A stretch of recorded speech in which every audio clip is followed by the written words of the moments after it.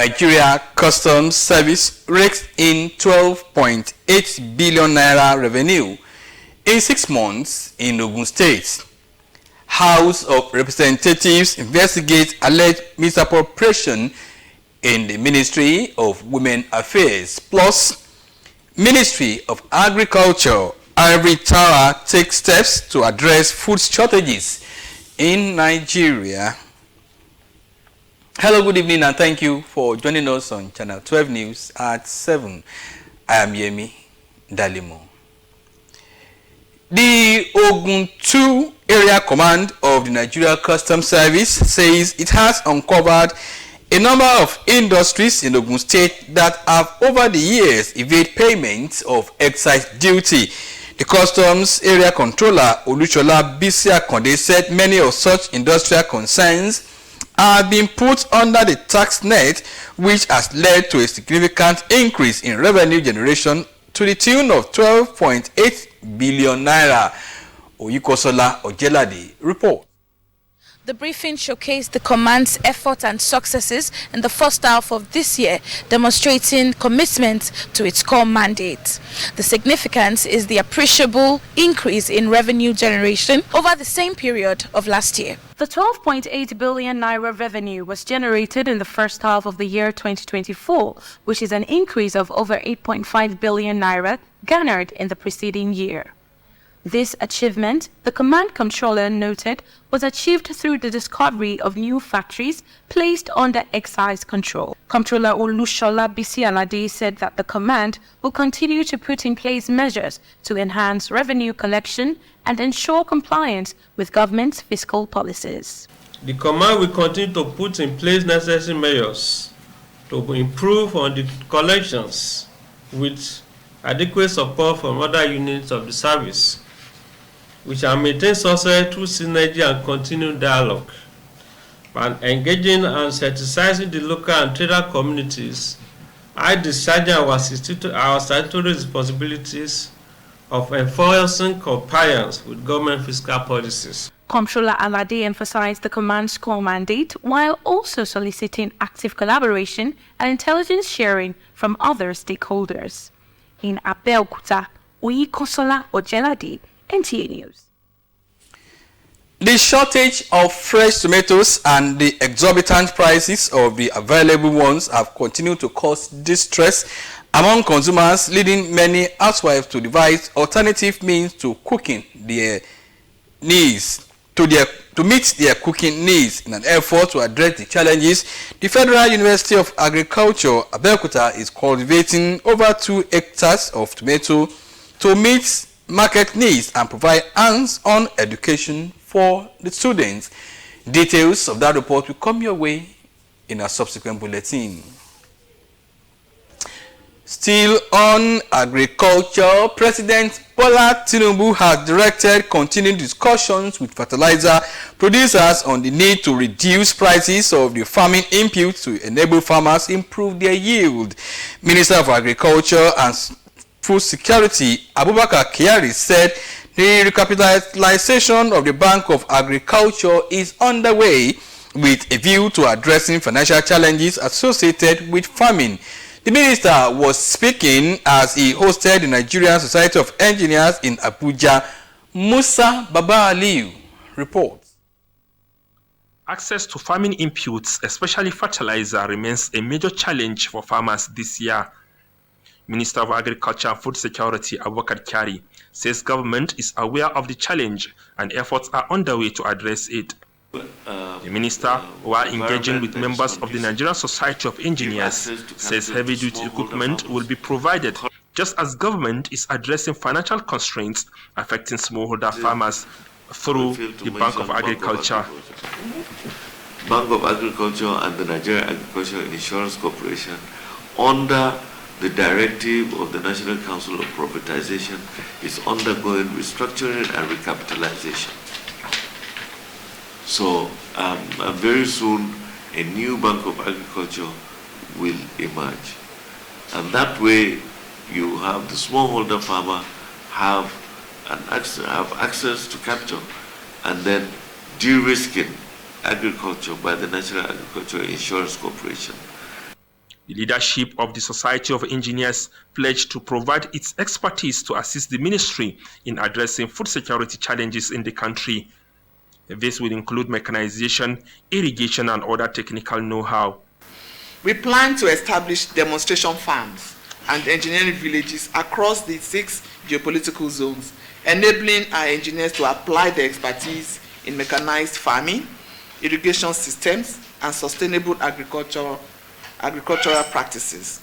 These hubs will not only centralize cutting-edge equipment for optimal resource use, but also serve as innovation incubators where new agricultural technologies can be developed and tested. The minister is therefore invited to be a guest speaker at the forthcoming annual meeting of the engineers. Musa Baba Aliyu, NTA News. And Lagos, in a bid to tackle unemployment among youth in the state, the Lagos State Governor Babajide Sanwo-Olu launched the State Labour Market Information System at the 3rd edition of the Lagos State Employment Trust Fund Summit held in Victoria Island, Lagos. Ese Onwamaka reports that the online platform is an initiative of the Lagos State Government designed to provide up-to-date information to individuals and institutions seeking data about employment within the states. This gathering of industry players and stakeholders in the public and private sectors seek to address challenges mitigating against job creation so as to grow the economy for micro, small and medium entrepreneurs in Lagos State. For Governor Babajide Sanwo-Olu, the inadequate data collection for unemployability and increased efficiency of the Lagos State government in creating employment for Lagosians necessitated the need to design the Lagos State Labour Market Information System, LMIS. Because part of the responsibility we have as government is to be able to create an environment where the likes of LESTF can indeed be an enabler that would create that job that we urgently and very desperately need around our environment. Stakeholders have a call to action to scale up efforts in creation of decent jobs to meet the growing challenge of youth employment in the state. Prioritizing job creation within development strategies can create a powerful cycle. It can lead to a wider variety of higher quality jobs, bridge labor market divide, particularly the gender gap, empower young people, and ultimately drive economic prosperity. We are all players in this system. Lagos has to work, and Lagos cannot work without the people in it. The theme of the event is Job Creation, Uniting for Impact, Create, Collaborate, Change. In Lagos, Ese Owamaka, NT News. It's now time to pause and pay some bills. The news will continue shortly after this timeout.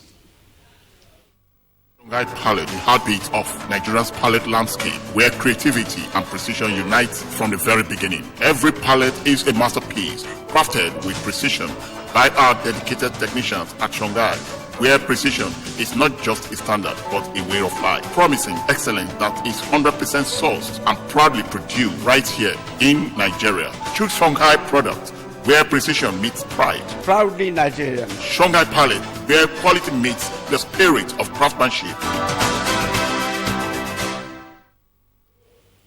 We thank you for being there. The House of Representatives has vowed to investigate and expose any corrupt practice hindering the success of the renewed hope agenda of President Bola Tinubu's administration. This was during an interface between the House Committee on Women Affairs and Social Development and the Permanent Secretary of the Ministry. National Assembly correspondent Muhammad Rabiu Ali reports. Alleged misappropriation and non-execution of contracts, breach of procurement acts, and non-payment of contractors are some of the issues raised by the committee members. How did the ministry source for the funds? And if these contractors or those that supplied these empowerment materials have been paid, while those that were captured have not been paid? And it will be unfair of you to pay for any Prado that you buy illegally without payment What did of you those say? contractors. What are they paying for? Yeah, because the information reaching me is that there is a Prado pact and they are here asking for 230 million to be paid. So what I think we just need to, if the DFA can oblige us, is to tell us how these disbursements were simply made. Under what vote of charge was paid? What I know is that before I came, some contractors had done their jobs and they were being owed. Not only contracts, even overhead. People had gone for assignments on behalf of the ministry or government, and there was this fuel and every other thing, consumables, that were not paid. Yeah? But after I took over, I did my best to offset most of those debts. Committee Chairman Kafilat Obara said the interactive session is not for witch hunt, but to exercise constitutional power as enshrined in the principles of check and balance in government expenditure. There should be no payment to any contractor for any purpose, for any reason, as from today, until we resolve all these issues. I so rule. No. The House has asked the Minister of Women Affairs and Social Development to appear on Tuesday, July 9, 2024. From the National Assembly, Muhammad Rabiu Ali, NTA News. And it's on that note that we wrap up the news for tonight. We thank you for watching. Good night.